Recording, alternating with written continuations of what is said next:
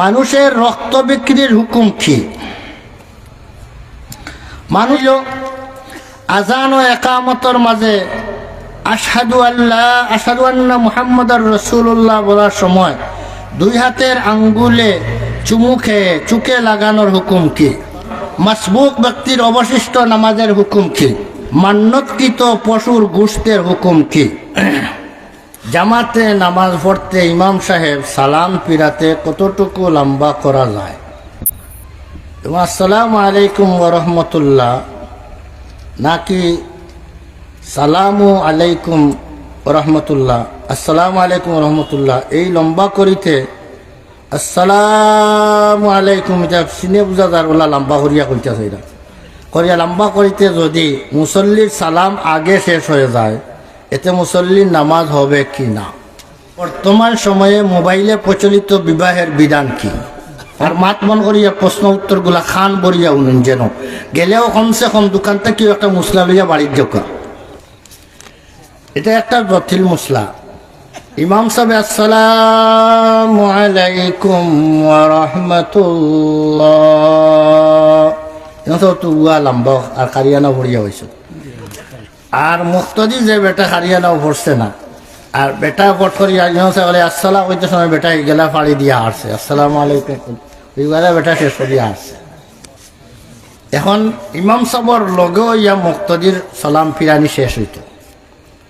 ইমাম সাহর আগে যদি আসসালামু আলাইকুম, ইমাম সাহর আসসালামু কোয়ার আগে যদি মুক্তদির আসসালামু ফুরি যায়, আলাইকুম ওয়া রাহমাতুল্লাহ হিগালা হওয়ার আগে ফুরি গেলে নমাজ হইব। তবে আসসালামু ইমাম সাহর আসসালামু কইবার আগে যদি মুক্তদিয়ে আসসালামু কইলায় তাইলে মুক্তদি ইমাম সাহর আগে সালাম ফিরাই লইলা। আসসালামু আলাইকুম ব্যতীত খালি আসসালামু কোয়া হইল ওয়াজিব বা খুরুজ বিসুনিল মুসল্লি ফরজ, এই হিসাবে আসসালামু কোয়া এটা ফরজ। এখন আসসালামু পর্যন্ত হইলেও এই ফরজ আদায় হয়ে যায়। আলাইকুম ওয়া রাহমাতুল্লাহ হিগালা ফুরানি সুন্নত। এখন হিগালা ফুরানির আগে যদি মুক্তদি হগালা ফুরাইলেন এখানে মুক্তদির নমাজ অসুবিধা হইতো না, কিন্তু আসসালামু শব্দটা ইমাম সাহেব ফুরাইবার আগে যদি তাই না আসসালামু কইলেন তে মুক্তদির নমাজ মকরুহে তাহরিমি হইব, মকরুহে তাহরিমি হইব। এ কারণে ইমাম সাহেব যদি বিশাত লম্বা করিলেন আসসালাম আসসালামু আলাইকুম ওয়া রাহমাতুল্লাহ, ইমাম সাহেবর লাখান তো বেটায় পারতো না। বেটায় রুশে ইমাম সাহেব খালি কল্লা বেরাইতো আ কইতেও বেটাও আ করছে। ইমাম সাহেব লগে ইয়া খোয়াটা বালা, খোয়াটা উত্তম। এখানে ইমাম সাহেব লগেও যে বেটা আসসালাম বেটা বটই আসসালাম হইলেছে, আর তাই না সালাম ওটা নিরা তাই না বলা কইরা বেটা শেষ করিয়ে বসছে। এ কারণে ইমাম সাহেব এই ব্যক্তিরে গুনাগার বানাইলা। এই ইমাম সাহেব খেনে অযথাই ন টানাটানি করো, টানাটানি খেনে করো।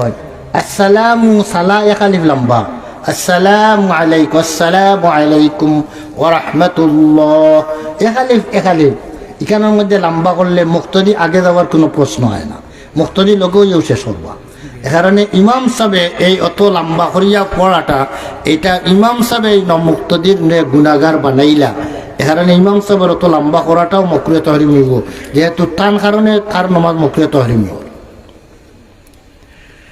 এক দুই নম্বর আরেকটা প্রশ্ন আইছে, বর্তমান সময়ে মোবাইলে প্রচলিত বিবাহের বিধান কি? বইয়া হতে পারব। বর্তমানে মোবাইলের বিয়ার বড় হিড়িক আরম্ভ হয়েছে। কইনা বেটি দেশ, নশা বেটা বিদেশ। আইয়া রইবা তাইন 2 সপ্তাহ কি 3 সপ্তাহ কি 2 মাস। আইয়া কইনা টুকাইতে টুকাইতে তান যায়গে যদি 3 মাস, তার তাইন আর বিয়াও নাই, তাইন যাইতে কি হইলে জেলা হুদা আইসলা ওলা হুদা। এ কারণে বাড়িঘর তাকিয়া চিন্তা করেন, তাই নহন তাকে চিন্তা করেন যে কইনা আগে তুমি তেন রেডি করো চাইয়া চুইয়া, আর রেডি করো এতে আইয়া বিয়ার আরো ফাংশন করতাম আরো সময় যাইতো। রেডি ভাই লইতাম, রেডি মাল ভাই লইতাম, আইও এমন ব্যবস্থা তুমি তাই করো যাতে আমি হন্তে কিয়াও বিয়াখান আখ থরিয়া বাট্টি করে লইলাম, আর আমি আইবার আগে বাড়িতে নিলে আনিয়ে থই দিলে, আর আমি আইও আমার বউ ভাইলাম। এই ধরনের ব্যবস্থাপনার লাগিয়া মোবাইল সিস্টেমে বিয়ার পদ্ধতি আরম্ভ হয়েছে। সেটা কিতা বলে এটা ভিডিও যার মাধ্যমে, ভিডিও কলের মাধ্যমে বিয়া হয়ে যায়। অর্থাৎ কোনো অনুষ্ঠান কয়েকজন বইলা, কোনো বাংলাদেশও বইলাও আরও কয়েকজন কইনার পক্ষ থেকে বইয়া অন্তাকিয়া ভিডিও কলের মাধ্যমে কইলা যে অমুকর ফুড়ি অমুক নেচারে আমি আমি আমি উকিলে অমুকর ফুয়া অমুকর টাইম আমি বিয়া দিলাম কইলা। আর হন্তা কি হন্তেন হুনরাও, আর যে মাথিরা যার লোক এরারেও দেখা যায়, কোনো বইসুন দেখা যায়। আর এরপরে হন্তা গিয়া তাইন কইলা কবুল করলাম। কোনো গালার যারা আছেন এরাও শুনলা, ভিডিও কলে করার কারণে এরা দেখলাও আর এরা শুনলা, অনর এরাও শুনলা। ও হয়ে গেছে গিয়া বিয়া হয়ে গেল। আর এরপরে বেটিরে আনিয়া আর বাড়িতে নিয়ে দিলাইলা। এখন একটা ইসলামের দৃষ্টিতে এটা বিয়া হয় কি না, এই তরিকায় বিয়া একটা হয়, বিয়ার জন্য একটা জরুরি শর্ত হইল ইজাব এবং কবুল, অর্থাৎ প্রস্তাব। ইজাবর মানা প্রস্তাব, অমুকর ফুড়ি অমুকরে টাইম আমি বিয়া দিলাম, এটা হইল প্রস্তাব। আর বাদে যেন কবুল করেন, আমি গছিলাম কবুল করলাম, একটার নাম কবুল। ইজাব আর কবুলের মাধ্যমে বিয়া সংগঠিত হয়। এই বিয়া সংগঠিত হওয়ার জন্য ইজাব যে মজলিস হইব, যে মহফিল হইব, যে জায়গার মধ্যে হইব, কবুল ও জায়গাত হইত। ইজাব কবুল এক জায়গার মধ্যে হইত। এক দেশও ইজাব হইল, আরেক দেশও কবুল হইল। এই ধরনের মহফিল দুইটা হয়ে গেল গিয়া। ভিডিও কলে দেখা যাও, অসুবিধা নাই, এতে কোনো আসে যায় না। মহফিল যেহেতু দুইটা, এ কারণে দুই জায়গার মহফিল এক বানাই যেত না, এ কারণে এই বিয়া একটা শুদ্ধ হয়েছে না। এই ভিডিও কলের মাধ্যমে যে বিয়াগুলা হয়, এটা সব বিয়াগুলা অশুদ্ধ।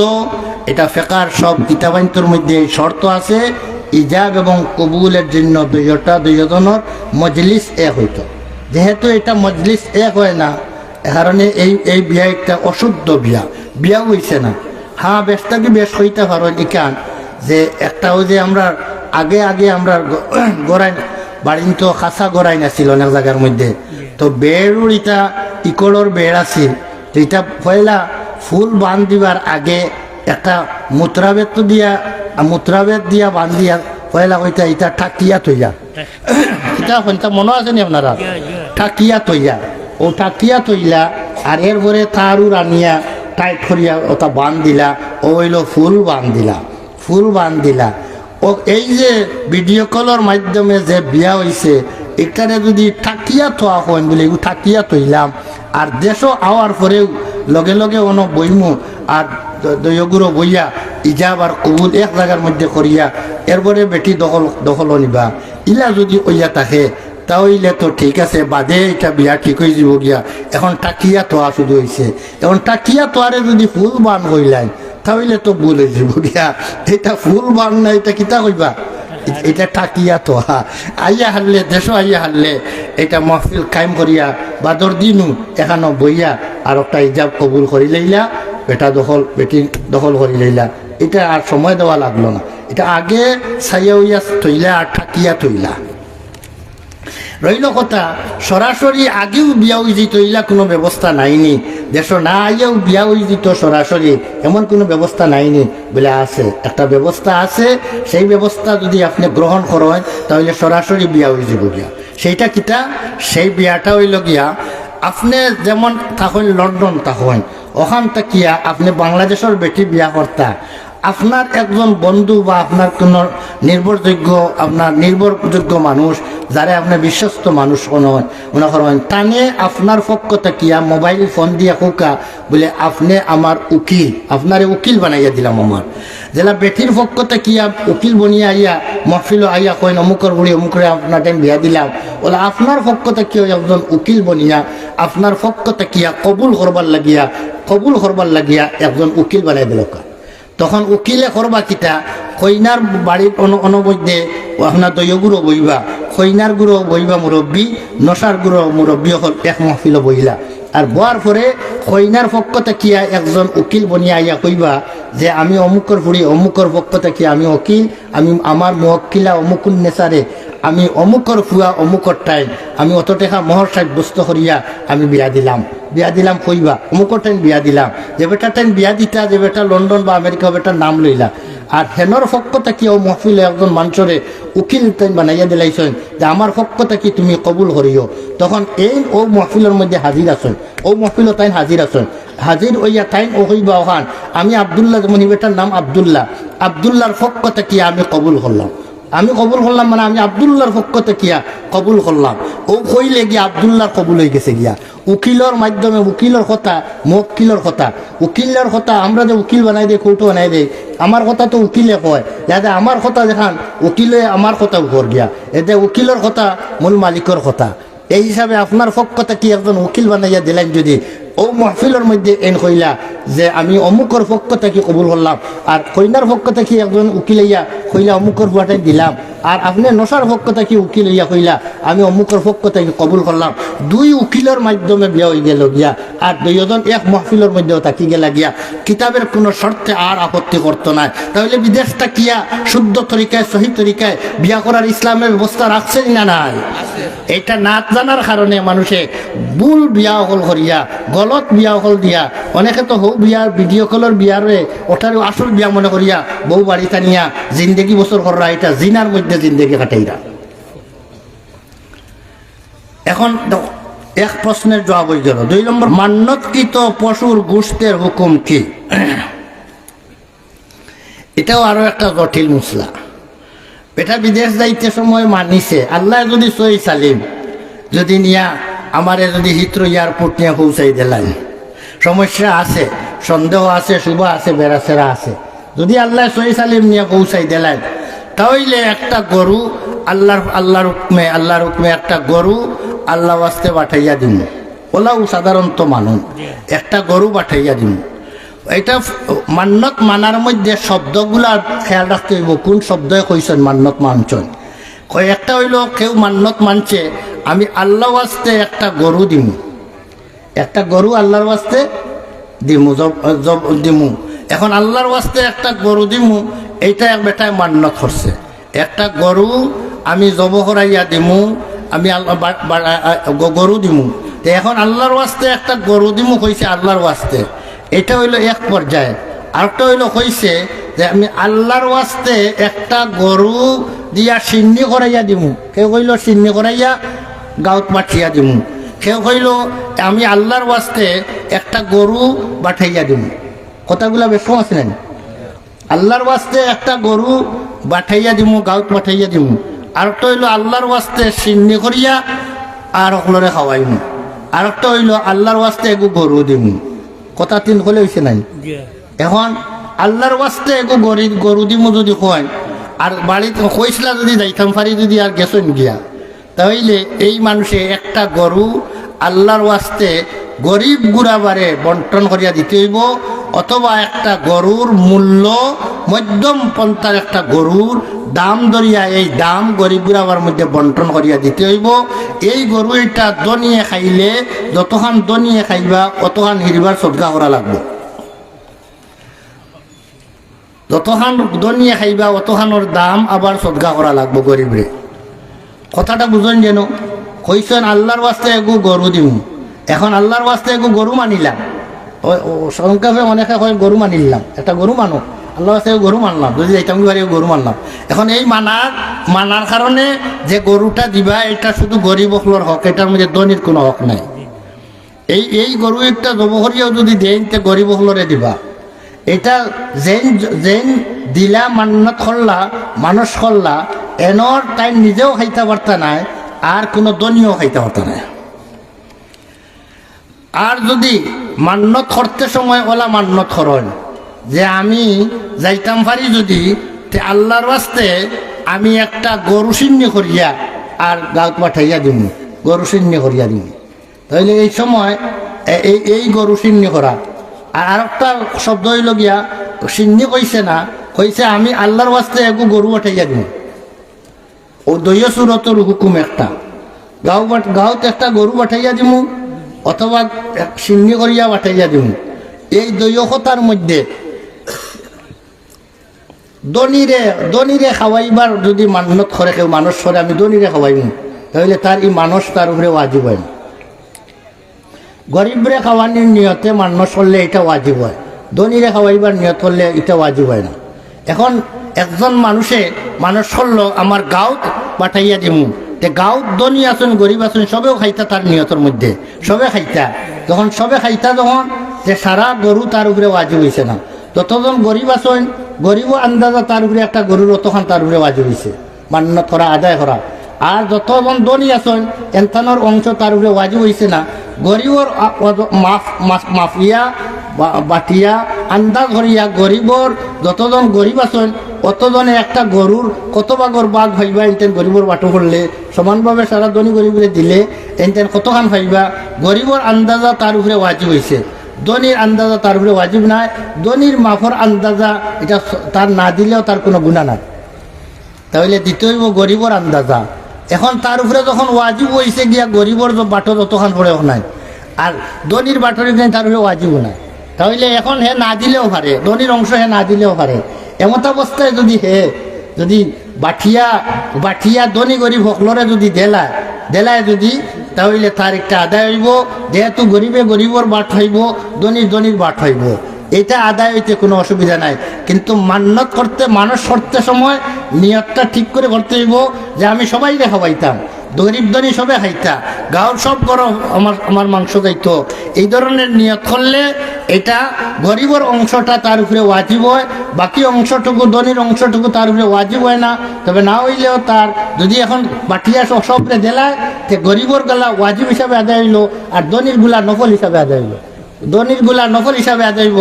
গরিব ধনিয়ে এই ধরনের মান্যত করলে গরিব ধনিয়ে খাইতে পারবা। সাধারণত আমরা দেশও একটা গরু বাটাইয়া দিমু হইতে সময় নিয়ত থাকে, একটা প্রচলিত নিয়ম আছে যে সবে খায়, গরিব ধনিয়ে খায়, কারণ এটা প্রচলিত নিয়মে এটা বাটাইয়া দিতে পারবো। বাটানির কথা কইলায় যদি সবে খাইতে পারবা। এই মশলাটা ব্যাখ্যা সহকারে লেখছেন ইমদাদুল ফতোয়া 2 নম্বর খণ্ড 560 নম্বর পৃষ্ঠা। ইমদাদুল ফতোয়া 2 নম্বর খণ্ড 560 নম্বর পৃষ্ঠার মধ্যে এই ফতোয়াটা লেখছেন। আমি যেটা কইলাম যে গরিব ধনিয়ে খাইতে পারবো, যদি মহল্লাত পাঠাইয়া দিমু, গাঁৱত পাঠাইয়া দিমু, এই ধরনের যদি কথা হয় তাহলে সবে খাইতে পারবো। মশলা বুঝছেন নি?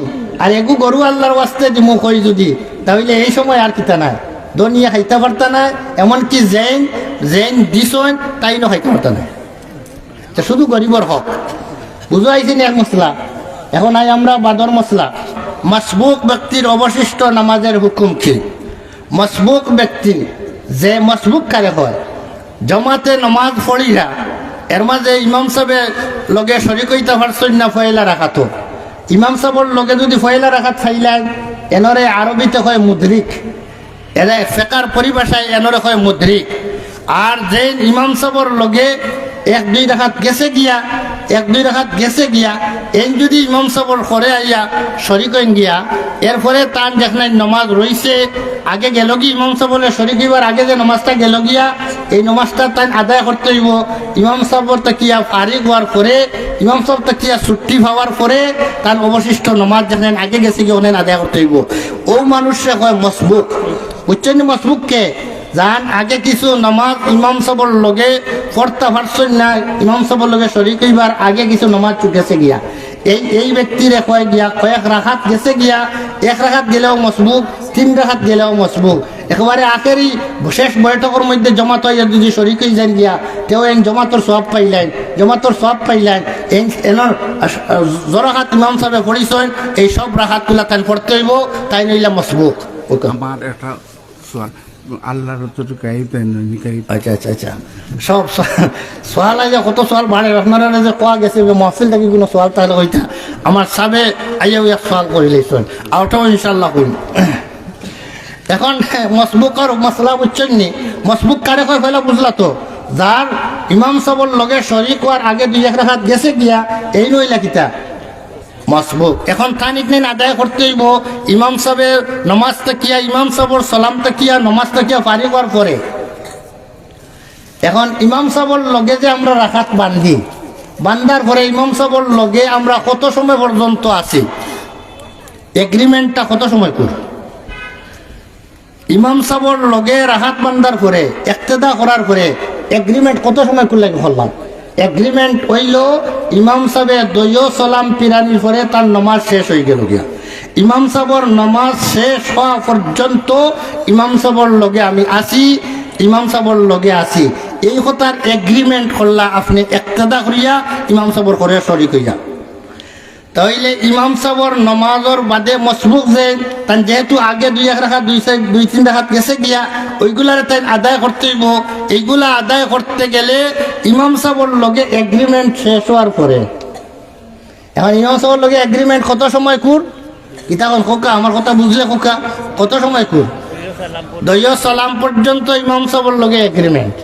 এখন ইমাম সাহেবে যে সময় সালাম দৈয়বাই ফিরাইলি, আসসালামু আলাইকুম রহমতুল্লাহ, আসসালামু আলাইকুম রহমতুল্লাহ, শেষ হয়ে গেছে দৈয়বাই। এরপরে আপনার ইমাম সাহেবের লগের এগ্রিমেন্ট শেষ হইল।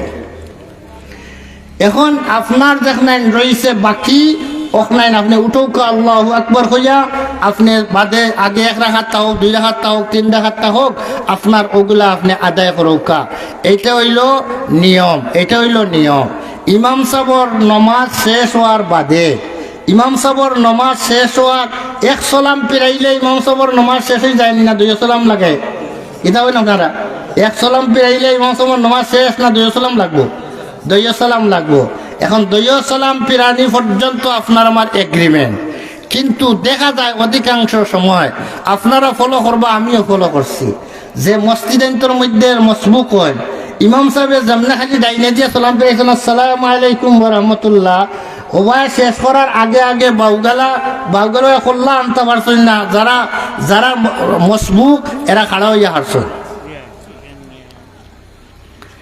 এখন এগ্রিমেন্টর ভিতরে ইমাম সাহেবর লোক ছাড়ি দিলা, চাকরি এগ্রিমেন্টর ভিতরে ছাড়ি দিচ্ছে। এখন ওকা সাজা ভাইবানি না ভাইতা না, বেতন পুরা ভাইবানি না ভাইতা না, বেতন পুরা ভাইতা না, এগ্রিমেন্টর ভিতরে কেনে হাত ছাড়লায়। এ কারণে ইমাম সাহেবর দৈয় সালাম পিরানি পর্যন্ত অবস্থান করা ওয়াজিব। ইমাম সাহেবর দৈয় সালাম পিরানি পর্যন্ত মসবুক নমাজের ভিতরে অবস্থান করা বইয়া থাকা ওয়াজিব। ইমাম সাহেবের এক সালাম পিরানির পরে যদি কেউ যদি উবাই যায় দ্বিতীয় সালাম পিরাইবার আগে, তাহলে ওয়াজিব ত্যাগ খালি হইলা। আর ওয়াজিব ত্যাগ করনেওয়ালার নমাজ মকরুয়ে তহরিমি হয়। নমাজ মকরুয়ে তহরিমি হয়, অর্থাৎ হারামের পাশাপাশি চলে যায়। এই নমাজটা আবার পুনরায় পরবর্তীতে নমাজটা পুনরায় আবার পড়া খান ওয়াজিব, আবার পুনরায় এই নমাজে দোহরাইয়া পড়া ওয়াজিব। কিন্তু আপনারা আমরা একটু পরীক্ষা করলে দেখবা, আপনি আমরা তোরা মসবুক না হইয়া একটু খেয়াল রাখবা যে মসবুক হল উঠেন কুম্বালা। 99 জন মসবুক, 100 হইলাম না, একজন তারে তোরা খাতির করলাম, 99 জন মসবুক এই ইমাম সাহেব ডাইন দিকে সালাম পিরানির পরেই উঠি যান গিয়া। তাহলে এক মহল্লার এক এলাকার কত মুসলমান গুনাহগার এক জমাত নমাজও গিয়া মকরুয়ে তাহরিমি হয়ে যায় ইমাম সাহেবের আগে। তাইলে কিতা করতে ইমাম সাহেবের দৈয় সালাম পিরানির লগে লগে উঠি যাইতানি। একটা কিতাব আছে কবিরি, মুনিয়াতুল মুসাল্লি আল মারুফ বিল কবিরি, ফতোয়ার প্রসিদ্ধ একটা কিতাব। ওই কিতাবের মধ্যে লেখছেন যে একজন মানুষ ইমাম সাহেবের সালাম পিরানির বাদে দৈয় সালাম পিরানির বাদে তো উঠি যাইতে পারল, তবে বালা হইল আরো তুলার সময় অপেক্ষা করো, আরো তুলার সময় বাড়ছাও। কারণ ওই তো পারে ইমাম সাহেবে হয়তো সালাম পিরাই লাইছেন, তার সালাম পিরানির পরেও মনে হইতে পারে বলে আমার উপরে সশ্রদ্ধা আইছিল, সশ্রদ্ধা দিলাম না, সশ্রদ্ধা না দিয়ানো যে বাড়াই যাইয়ার গিয়া আমার উপরে সশ্রদ্ধা আছে। তখন সালাম পিরানির বাদেও সশ্রদ্ধার লাগি ইমাম সাহেব আমার শ্রদ্ধা দিলাইতে পারবেন। এ কারণে তুলা অপেক্ষা করোকা বুঝিয়া যে দেখো ইমাম সাহেবে নমাজর উল্টা কোনো কাম করানি, নমাজর উল্টা কোনো কাম, যেমন ইমাম সাহেব পশ্চিম মুখা আসলা এখন পূব মুখা ফিরে গেছেন গেতে, তো আর কোনটা রয়েছে না, আর কোনটা রয়েছে না। আনাইলে ইমাম সাহেব খেরুর লাগে মাতামাতি লাগি গেছেন গিয়া, তোরা কিছু সময় অপেক্ষা করকা, বোঝা যাইব অবস্থায় যে ইমাম সাহেবের আর কোনটা রইল নি না, শেষ হয়ে গেছে গিয়া। এ কারণে কিছু আরো অপেক্ষা করাটা উত্তম, মুস্তাহাব। কথা বুঝাইছে নি মসবুকর মাসালা? এই জিনিসটা অত্যন্ত জরুরি। শতকরা 99 জন মানুষ গুনাহগার এই গুনার মধ্যে। এখন মানুষের রক্ত বিক্রির হুকুম কি? মানুষের শরীরের কোনো একটা অঙ্গ আরেকজনের ব্যবহার করা যাইজ না। একজনের মানুষের এক শরীরের কোনো একটা অংশ আরেকজন মানুষের ব্যবহার করা যাইজ না। একমাত্র দুধ বেটির শরীরের অংশ, এটা বাচ্চার জান বাঁচানোর স্বার্থে দুধ খাওয়া যায়। যে সময় এই বাচ্চা দুধ ছাড়া আরো কিন্তু খাওয়ার উপক্রম হয়ে গেছে গিয়া, শক্তি হয়ে গেছে গিয়া, 2 বছর হয়ে গেলে গিয়া সাধারণত হয়ে যায় ক্ষমতা। এই সময় এখন আর এই বেটির দুধ খাওয়া হারাম হয়ে গেছে গিয়া। 2 বছরের বাদে আর এই বাচ্চা খাইতে পারতা না। বেটারও যদি পেটো বুক লাগি যায় এখন বেটির দুধ খাইতা তেও পারতা না, কারণ তার কোনো জরুরত নাই। তাই তো ভাত খাইয়া পেট ভরার ব্যবস্থা আছে, তাই কেনে বেটির দুধ খাইতা? এ কারণে দুধ খাওয়া, এটা বেটির দুধ খাওয়া একমাত্র ও বাচ্চার লাগিয়া যাইজ আছে যে বাচ্চার বয়স এখনো 2 বছর ঘুরছে না, নিজের বাচ্চা হোক আর ফোরার বাচ্চা হোক। এটা দুধ খাওয়ার অনুমতি আছে 2 বছরের আগ পর্যন্ত। 2 বছরের পরে যাইজ না। জরুরতের কারণে বাচ্চায় মার দুধ, এটা মার একটা অংশ, শরীরের অংশ, এর বাদেও খাওয়া আল্লাহ হালাল করিয়া দিছেন। এই হিসাবে রক্ত যদি কোনো মানুষের যদি প্রয়োজন দেখা দেয়, রক্ত অনেক সময় মানুষের রক্ত দেওয়া লাগে, রোগী অপারেশন রোগীরে রক্ত দেওয়া লাগে, অনেক সময় রক্ত শূন্য হয়ে যায় গিয়া। এই রক্ত শূন্য মানুষে রক্ত দেওয়ার দরকার আছে।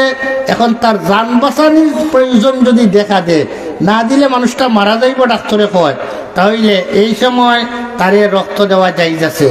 রক্ত দিলে আর ওরা বালা হইব, শরীর হেভি হইব, এইটার লাগিয়া রক্ত দেওয়া যাইজ না।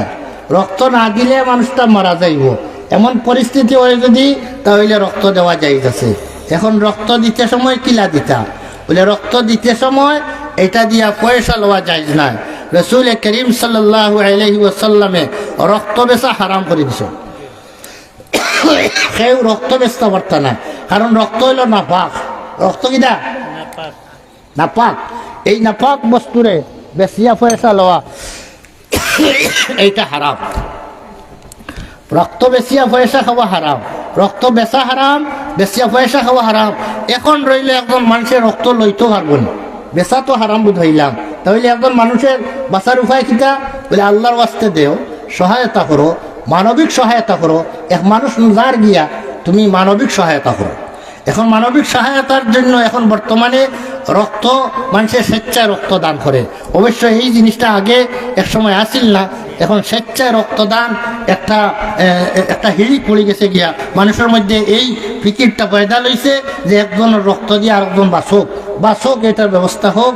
আর ডাক্তার হলেও সাহস দিছেন যে রক্ত আপনার শরীরতে গিয়ে যাইব, 3 মাস খাই দিলে এবার রক্ত একবার জায়গাত আইব, এই রক্ত ঘুরি যাইব গিয়া, আপনিও ডরাইবার চিন্তা নাই। 3 মাস বাদে চাইলে এবার দিতে পারবা। এখন এই যে রক্ত বেচা, এইটা বাস যাই না। কিডনি বেচা, আমার ভাই আর মশলা কইরা কিডনি বেচিলেন মানুষে, কিডনি বেচিলেন। মরবার সময় বেটা ওসিয়ত করিয়া যায়, আমার চোখটা দিলাইও, আমার চোখটা দিয়া গেলাম গিয়া। চৌকেরও কিছু একটা টাইম আছে, ও টাইমের ভিতরে যদি মরার লগে লগে যদি চোখটা খোয়াইয়া তার একটা ব্যবস্থাপনার মাধ্যমে রাখা যায়, তো এইগু আরো কোনো চোখ নষ্ট হয়ে গেছে, অন্য লাগাই দিলে কাম হইলে এই লাইট এগু ফিউজ হয়েছে নাবো, কত সময় পর্যন্ত এগুর ভিতরে জান থাকে। তো এখন এগু নিয়ে আর সময়ের ভিতরে লাগাই দিলে চলে গিয়া। এখন একজন মানুষে মরবার সময় তার চোখ দিয়া যায় গিয়া, তার কিডনি দিয়া যায় গিয়া, বলে আমি মরতেও লগে লগে আমার কিডনিটা খোয়াই লিও। কিডনি বেশিলে জিতা থাকতে কিডনি দিলায়, জিতা থাকতে কিডনি খোয়াইয়া, 2টা কিডনি থেকে একটা কিডনি নষ্ট হয়ে গেলে একটা দ্বারা চলা যায়। তাহলে একজনের দেখলো তার বউর নাই কিডনি, জামাইয়া হইলো আমার একটা দিলাইলাম, আর নাইলে জামাই নাই একটা, বউ হইলো আমার একটা দিলাইলাম। আত্মীয় স্বজনের মাঝে একটা দেওরা পাওয়া যায়, পাওয়া যায়। এখন এই যে একজনের শরীরের একটা অংশ নিয়ে আরেকজনের শরীর লাগানি, এইটা জায়েজ আছে নি? এটা প্রকাশ্য হারাম, এটা প্রকাশ্য হারাম। এই কিডনি লানাগালির কারণে যদি এই মারা যায়, আপনি কোনো দায়ী নাই বলে এই মরলা খেলে তুমি কিডনি দিলাই না খেলে, যেহেতু একজনের অংশ নিয়া আরেকজনের শরীরও লাগানি যাইজ নাই। একমাত্র রক্ত নিয়া দেওয়া, এটা দুধের সাথে সম্পর্ক হওয়ার কারণে, দুধের মতো তরল হওয়ার কারণে এটার ফুকাহা হলে এটার অনুমতি দিছেন, যেটা দুধ খাইয়া বাচ্চা যান বাঁচাইতে পারে ওলা রক্ত দিয়াও আরেকজনের যান বাঁচানোর ব্যবস্থা করা যায়। একমাত্র রক্ত দেওয়া যায়, আর শরীরের কোনো একটা অংশ, এক মানুষের অংশ আর মানুষে নিয়ে ব্যবহার করা যায় না, দেওয়াও যায় না, বেচাও যায় না, ফিরি দেওয়াও যায় না। এটার মালিক আপনি আমি না, এটা সব বডির অংশের মালিক কে? আল্লাহ তাআলা। আল্লাহ তাআলা দিছেন আপনারে ব্যবহার করার লাগিয়া, আপনারে দেওয়ার মালিক বানাইয়া দিছেন না। যেগুলো দেওয়ার অনুমতি নাই আপনি দিলে অনাধিকার চর্চা করলাম। এখন যাই হোক, এই মশলাও আপনারা জানলা যে রক্ত বেচা যায় না। হ্যাঁ, এখন একজনের বিপদে পড়ে গেছে, রক্ত কেউ দেওয়া নাই, এখন কিনা করতো? মরি যাইত নি, রক্ত বেশ লইতে পাওয়া যায় কিন্তু এমনি কেউ দেয় না, ইলা পরিস্থিতিও হইতে পারে। তাহলে ইলা পরিস্থিতি যদি হয়, তো যতখান রক্ত না লইলে যান বাঁচত নাই, অতখান রক্ত মজবুরান লওয়ার পয়সা দেওয়া যাই দিব। কিন্তু যেই পয়সা লইবা তাই তো মজবুর নাই, তাই তো আনে ফিরি দিতে পারতা, তাই ফিরি দিলা না কেন? এনর লাগিয়া পয়সা এগুন খাওয়া হারাম। আর আপনি পয়সা দিয়া লইলা যে এই লোয়ার মজবুরান ঠেকিয়া লওয়ার কারণে আপনি গুণাগার হইতা নাই। ওটা বুঝাইছেন? এটা ঘুষর মুসলা লাহান। অনেক সময় ঘুষ দিতে মানুষ বাধ্য হয়ে যায়, তার হক নষ্ট হয়ে যার গিয়া, হক নষ্ট হয়ে যাইব গিয়া, তার হক মারা যাইব গিয়া, তার অধিকার নষ্ট হয়ে যাব গিয়া, যদি ঘুষ দেয় না। ইলা আছে নানি বর্তমান পরিস্থিতিতে? হ্যাঁ, বর্তমান পরিস্থিতিতে ফরেজগার হইয়াও গান বাঁচাই যায় না। আপনার ঘুষ দেন নাতে আপনার জমিন দিলাইব আরো জনের নামে দিলাইব। আপনার জমিন আপনার নামে নামজারি করতে পারত না ঘুষ না দিলে। এখন ওই পরিস্থিতিতে ঘুষ দেওয়া এটা আপনার হক রে বাঁচাইবার লাগিয়া, আপনার হক হাসিল করার লাগিয়া ঘুষ দিলাইলে যে ঘুষ দিবা তাই গুণাগার হইতা নাই, যে ঘুষ খাইব হে গুণাগার হইব। হ্যাঁ, কিডনির মশলা হইলাম তো, কিডনি দেওয়া যায় না। কিডনি দেওয়া এটা মুফতি শফি সাহেব রহমতুল্লাহ আলাইহি তাই বড় একটা রিসালা লেখছেন এই সম্পর্কে, যে কিডনি বিক্রি করাও যায় না, এমনি দেওয়াও যায় না। যাই হোক, এর বাদে মশলা হইল আজান ও একামতর মাঝে আশহাদু আন্না মুহাম্মাদুর রাসূলুল্লাহ বলার সময় দুই হাতের আঙ্গুলে চুকে লাগানোর হুকুম কি? আশহাদু আন্না মুহাম্মাদুর রাসূলুল্লাহ পড়ার পরে আপনি এ সময় হুকুম হইল আপনি আশহাদু আন্না মুহাম্মাদুর রাসূলুল্লাহ মুয়াজ্জিনে যখন কইবা, তখন রাসূলুল্লাহ ফরমাইছেন ফাকুলু আশহাদু আন্না মুহাম্মাদুর রাসূলুল্লাহ। আবু দাউদ শরীফের রিওয়ায়াত।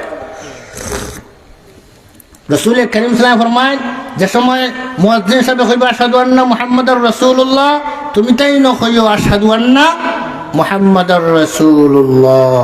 তাহলে এইখানের মধ্যে আশহাদু আন্না মুহাম্মাদুর রাসূলুল্লাহ আমি সাক্ষী দিয়া মুহাম্মদ সাল্লাম আল্লাহর রসুল, এই কথা সাক্ষী মুয়াজ্জিন সাহেব দিছেন, আপনি যেন হুল্লা তাই না সাক্ষী দিতা।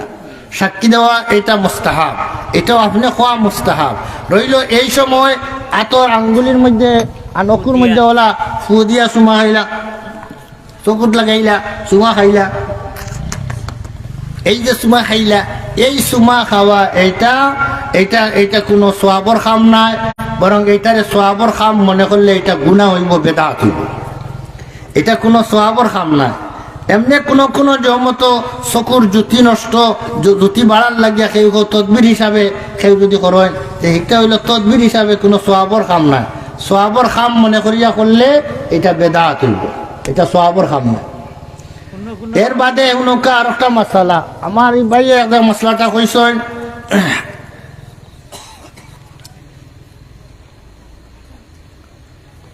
আজানের প্রথম বাক্য আল্লাহু আকবার আল্লাহু আকবার, এর মধ্যে কয়টি লগত রয়েছে? আর প্রশ্ন হইল আজান দিতে সময় আল্লাহু আকবার দুইবার হওয়া লাগে, আল্লাহু আকবার। এখন এইগুলা কইতে সময় কয়ভাবে খোয়া যায়? আল্লাহু আকবার পয়লা আল্লাহু আকবার রে বাদর আল্লাহু আকবরের লগে মিলাইতে গিয়া কয়ভাবে পড়া যায়? তিনভাবে পড়া যায়। তিনভাবে পড়া যায় আর কি, একটা হইল আল্লাহু আকবারু, রার পেশ দিয়া বাদর আল্লাহরে ধরি লিলে আল্লাহু আকবার রুল্লাহু আকবার। আর ভাবে পড়া হইল গিয়া আল্লাহু আকবার, সাকিন করি নিলাম রা, আর বাজে হিরবার হইল আল্লাহু আকবার দ্বিতীয়। 3 নম্বর হইল আল্লাহু আকবার আল্লাহু আকবার, পয়লা আল্লাহু আকবরের রারে জবর দিয়া বাদর আল্লাহরে ধরলাম আল্লাহু আকবার আল্লাহু আকবার। এই 3 প্রকারের মধ্যে সবচেয়ে প্রাধান্য হইল গিয়া, শুদ্ধ হইল গিয়া জবর দিয়া পড়া আল্লাহু আকবার আল্লাহু আকবার আল্লাহু আকবার আল্লাহু আকবার। 2 নম্বর হইল গিয়া আল্লাহু আকবার আল্লাহু আকবার, সাকিন করিয়া পড়া। এইটাও 2 নম্বর পর্যায়ে, এটা শুদ্ধ আছে, এটা করলে কোনো গলত হইতো নাই। আর সবচেয়ে ভালো হইল গিয়া জবর দিয়া পড়া আল্লাহু আকবার আল্লাহু আকবার। আর 3 নম্বর আল্লাহু আকবার আল্লাহু আকবার, রার পেশ দিকে ধরা, এইটা গলত, এটা লগাতান গলত, এটা আজানের পদ্ধতির উল্টা, লেহাজা এইটা করা ঠিক নাই। আল্লাহু আকবার হওয়া যায় না, এটা আজানের বিকৃতি। আরো একটা মাসলা আমার ভাই আইয়াও হয়ে গেছেন, তান করো আমার জাগির চন্দ্রপুরের মাদ্রাসার ওয়াজও আইলে তান করো ঘুমাই গিয়া খাই গিয়া, মাশাল্লাহ আইজও গেছি।